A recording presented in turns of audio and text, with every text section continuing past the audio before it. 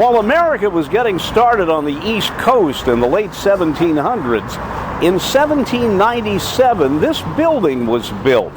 It's now in Fremont, California, but technically it is the Mission San Jose. The mission here was the 14th constructed by the friars and the Spanish soldiers who went north from Mexico, setting up settlements one day's ride apart.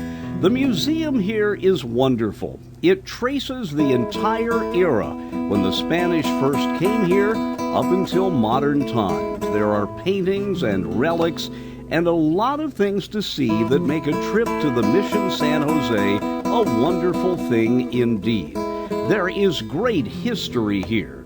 Here's the room that one of the Padres lived in. Very simple indeed.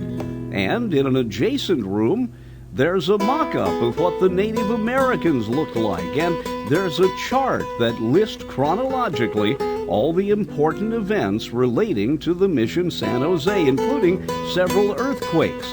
And then, in another room, a photograph of what one of the earthquakes did.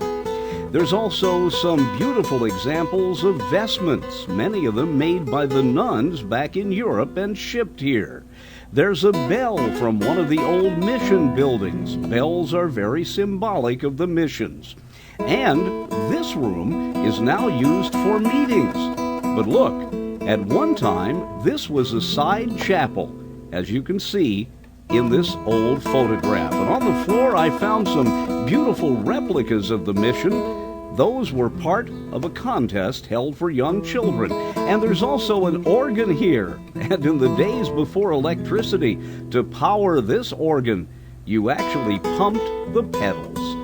Outside, a statue of one of the Padres standing watch at the cemetery. And then inside, I think one of the most difficult things for people today to understand is just how ornate things used to be.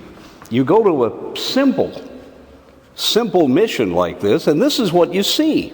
The Mission San Jose, full of history, but also still a vital parish and church. And in the sanctuary lamp continues to burn, looking at the past, the present, and into the future. I'm Dennis Daly.